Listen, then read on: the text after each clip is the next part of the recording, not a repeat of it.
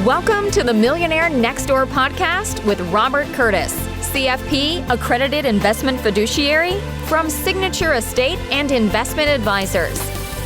In this podcast, we help successful wealth accumulators like you looking to transition to a work-optional lifestyle by helping you build strategies for growing and maintaining your wealth. Robert draws from years of experience and fiduciary responsibility and interviews guest experts to help you build reliable strategies to grow and maintain your wealth. Now, on to the show.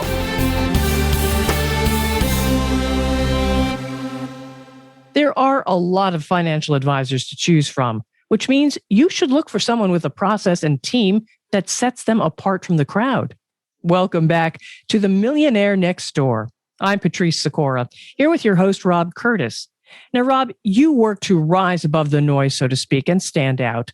How have you done that? It's simple. It's our people, our practice, and our process. I've been helping people manage and grow their wealth for more than 2 decades.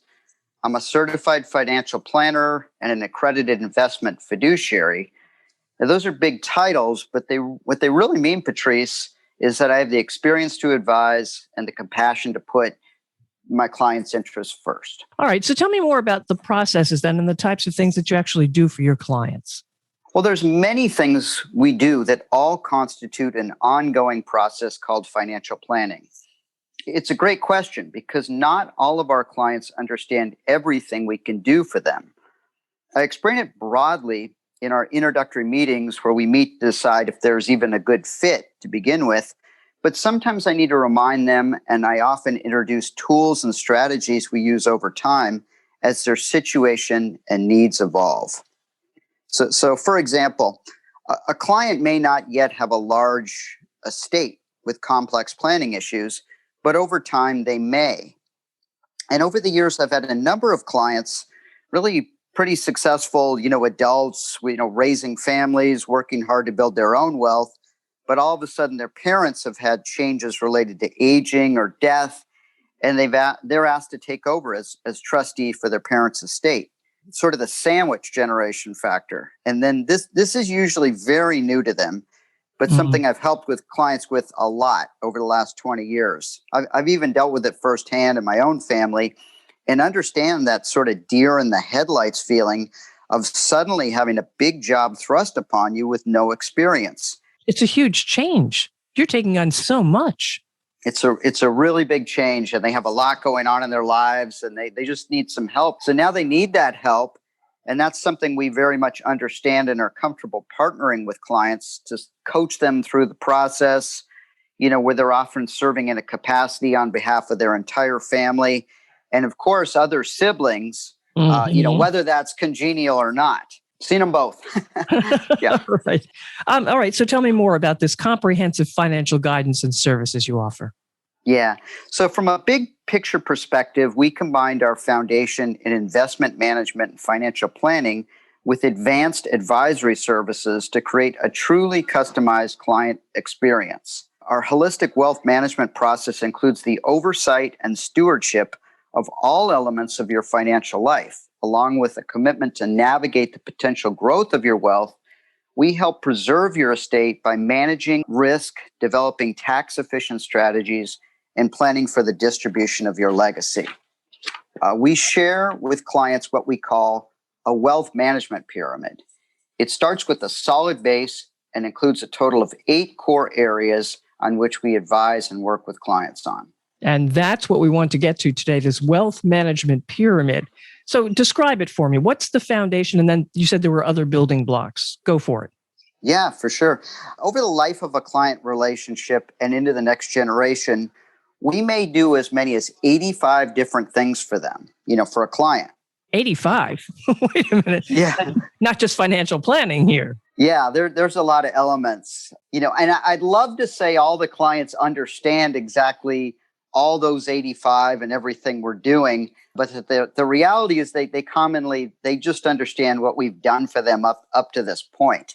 So, I like to remind them that I've developed and refined a process that puts all the pieces of the puzzle together as their needs evolve and their lives unfold. Internally within my team, we refer to it as 8 pillars, 1 process. Okay.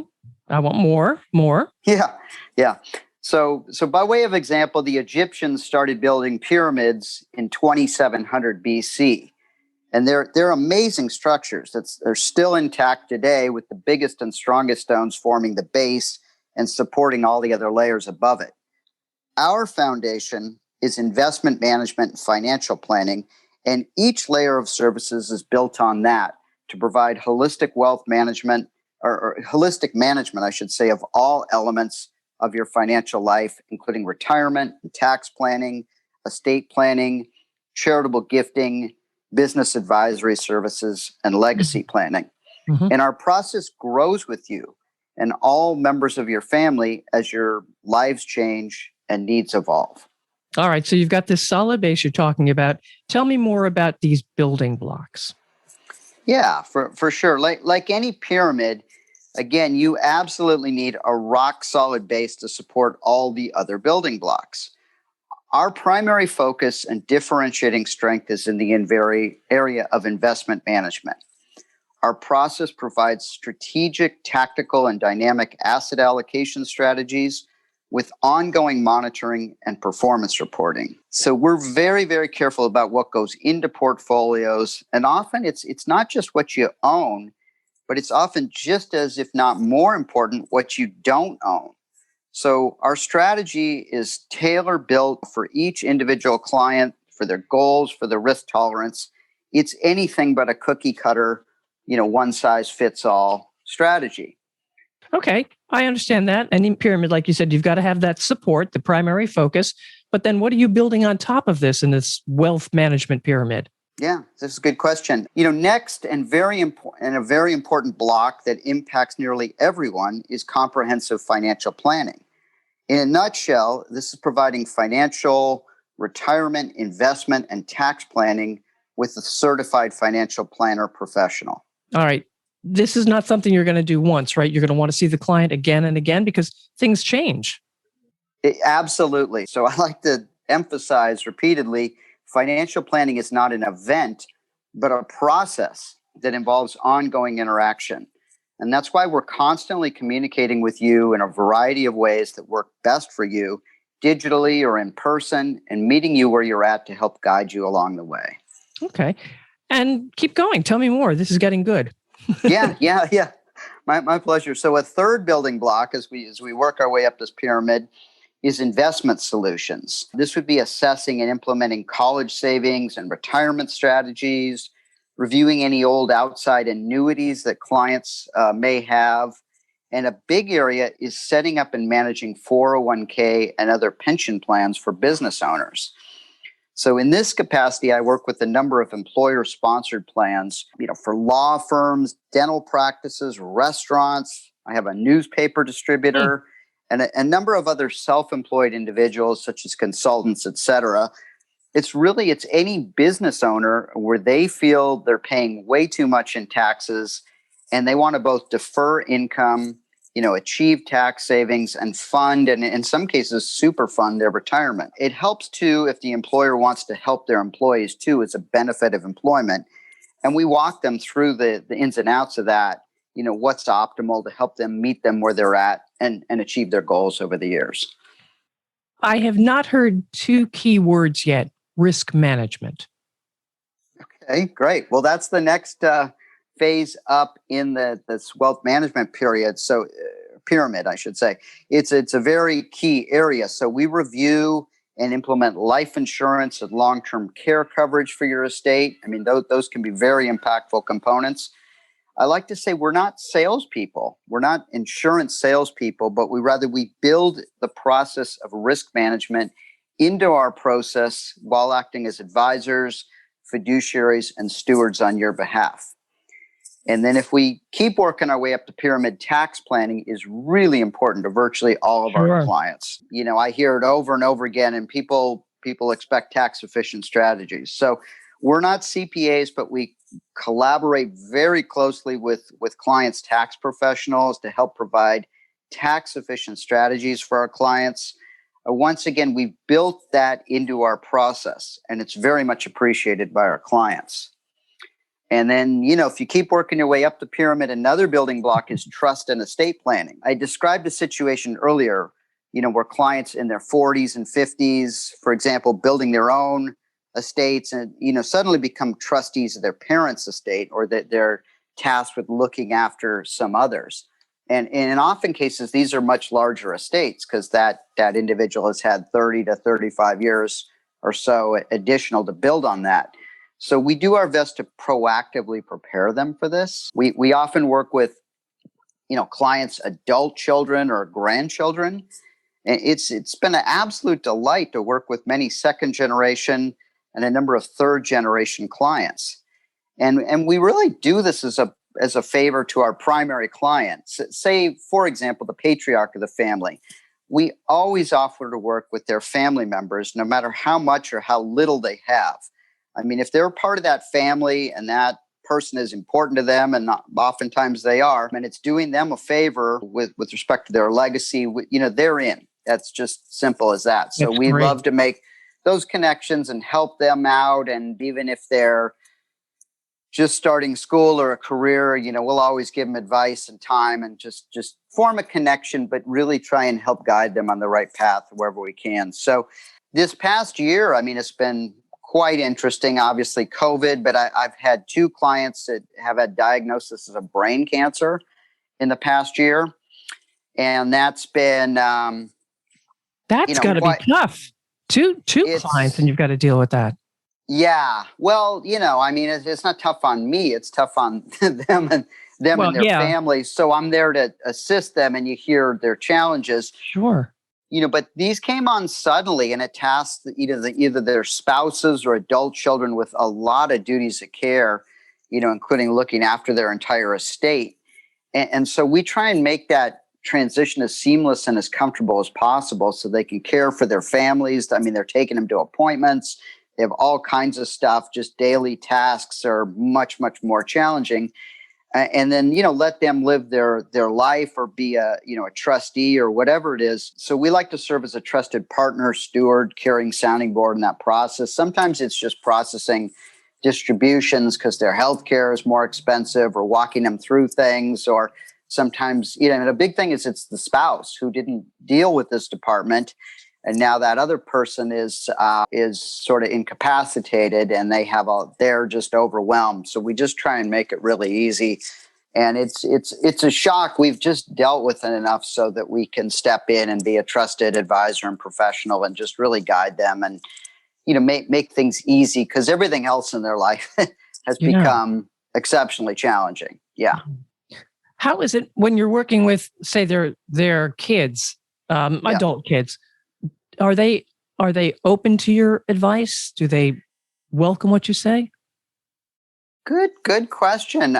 In a number of cases, yeah. They're younger, so they'll take. We just try and be really caring. I try and put myself in that role when I was a younger person. I suppose there's other times that they're not, but they know that they need to step in to help their parents. So we like to guide them. And I do feel a duty and care if this is their children, or, to really look out for them and see that because I know that's important to them. I've had some younger clients. I had a 14-year-old whose mother died, left an estate. And so I've guided her. She's about 18 now, but, she calls periodically and needs a little bit of money, but, she's acting like a 14 or, so we've guided her. I have another one that really stands out. She's in an ROTC program in Washington, D.C., and she's going to get deployed, and she's really sharp. She's this female in the military that's trained, and she's going to go great places, but she's like 22. So she's just a joy. And I'll even send them articles and things on the markets and what's going on with the economy. And so sometimes they're really receptive, and it's fun because, I'm going a little off script here, but sometimes your own kids won't listen to you, but they will. Oh, yeah. Yeah.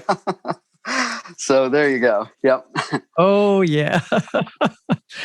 I shouldn't, I suppose, delve much deeper, but I am curious. Do you almost become a surrogate parent?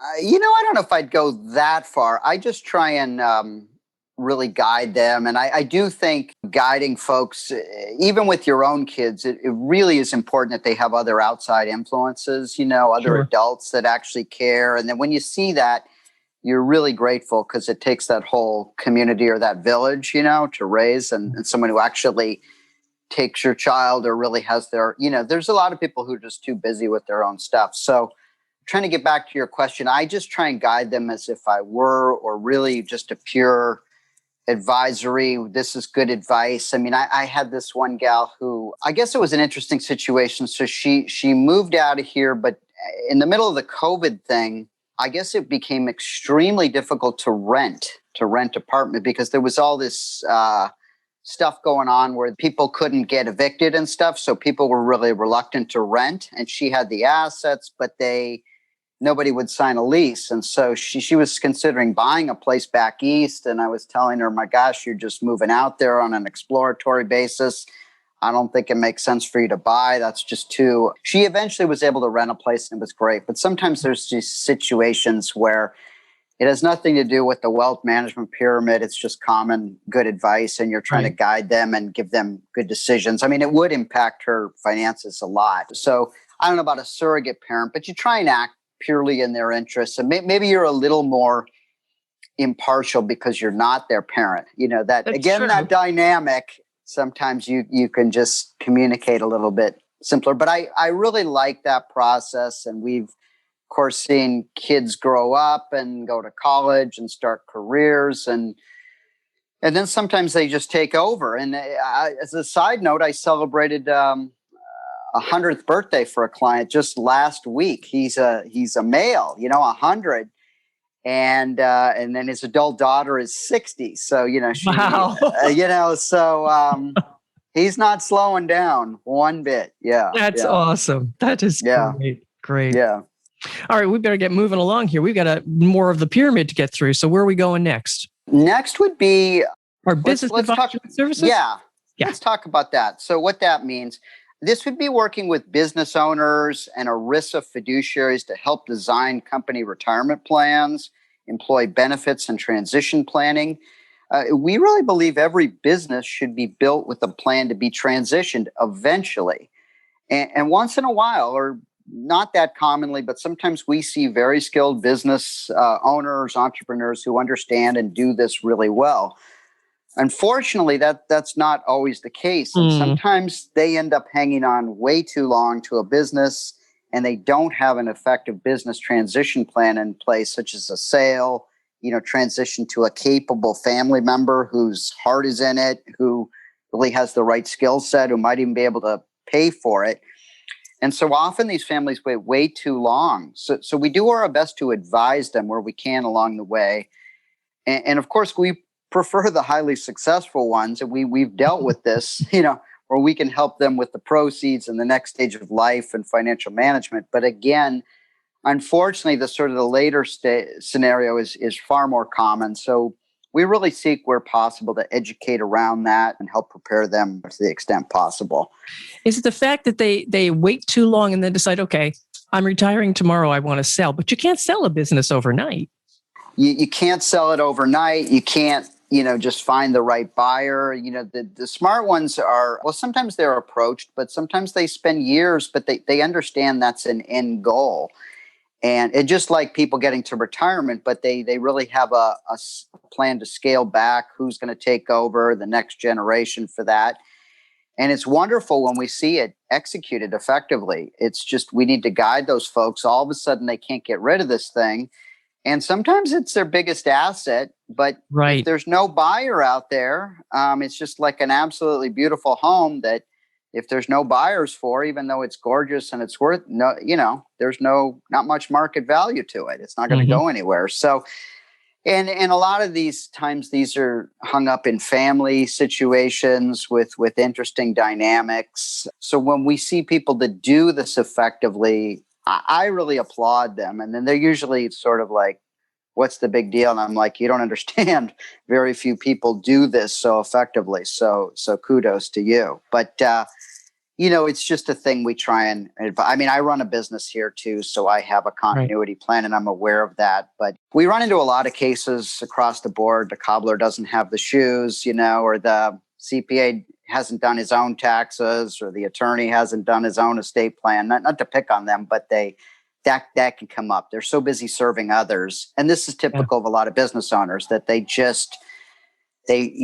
put themselves at the back of the line, and then stuff just doesn't get done. So we try and step in and be that advocate and coach and say, you need to, I guess like on the airplane, you need to put the oxygen mask on yourself before you go start saving even your own child next to you. Yeah. True. So true. Yeah. All right. We're getting up to wealth counseling. Yes. We're at the top of the pyramid here, but providing wealth counsel to families, couples, partners to help bring continuity to future generations. We talked a bit about that. And then often charitable gifting, causes of interest, distributions to, say, the American Cancer Society, hospitals, universities, gifts or legacy planning. Sometimes they really want to make some important gifts or even get their name on a building at a university. I've worked through that one too. But, whatever there's going to be their legacy and helping them realize that and accomplish that. Do they often come in with that in mind, or do they sit down and say, I have the money, I want to do something. What can I do? I wouldn't say they come in. I mean, in most cases, we've worked with them, for many, many years. So we get to know them, and then maybe they're at a point where this is something they can do in addition to taking care of their children or their family. But there's other important things they want to do. So it develops over time. And then we do things like from IRAs, these required minimum distributions can go off to a charity and you don't take it as income. That's a real popular one.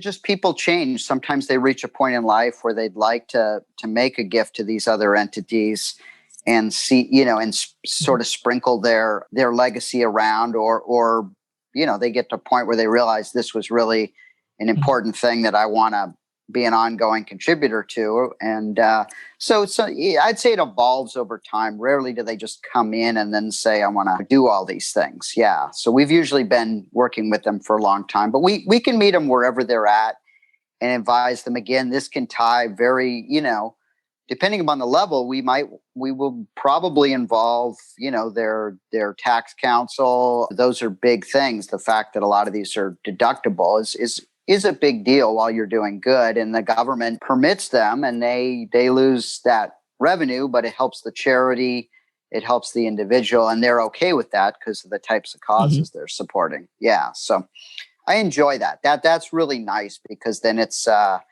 giving back, and I serve on a hospital board where we actually advise folks on a lot of this, people who might want to gift off to them or build that institution into their legacy planning in some capacity. And often that's working with them over, decades. Right. Definitely. All right, Rob, I mean, we've gone through a lot of stuff here. Is there something we have not covered that you think we should, that you want to make sure we do? Yeah, we've covered a lot here. At the end of the day, I'd like to say we offer an unemotional, rules-based, systematic process that's tailored to you, to the client. And it's like the difference between a generic sort of takeout menu and if you had your own personal chef and trainer that customizes a menu based on your diet and nutrients and ingredients that your body needs to stay optimal and healthy and flavors you love. And that wouldn't be the same for everybody else. Everybody's internal makeup's a little bit different. So we're very attuned to that. At the end of the day, I mean, my biggest joy is when people tell me they have more clarity and they can look to the future with anticipation rather than apprehension. And that's really the reason why I became an advisor in the first place. That is a fantastic statement. Look at the future with anticipation rather than apprehension. I love it. So, Rob, how can listeners reach? Yeah, that's great. They can find me on LinkedIn, on Facebook. They can go to my firm's website, SEIA.com, find my bio. They can reach me by email. If they really want to call my office, we can set up, a meeting, that type of thing. Shoot me a note, and I'm pretty findable. I have a series of videos on my website too. They're about 2-minute videos. There's about 10 or 12 out there. And so if you want to see a little bit more on this with some visuals, check those out. All right. Thank you. That is Rob Curtis of Signature Estate and Investment Advisors. That's the SEIA he mentioned. Make sure you're notified when a new episode of Rob's podcast, The Millionaire Next Door, is ready for you. Subscribe or follow, and please share and comment. I'm Patrice Sikora, and let's talk again later. Thank you for listening to the Millionaire Next Door podcast. Click the subscribe button below to be notified when new episodes become available. The information covered and posted represents the views and opinions of the guest and does not necessarily represent the views or opinions of Signature Estate and Investment Advisors or Royal Alliance Associates Incorporated, member FINRA SIPC. The content has been made available for informational and educational purposes only. The content is not intended to be a substitute for professional investing advice. Always seek the advice of your financial advisor or other qualified financial service provider with any questions you may have regarding your investment planning.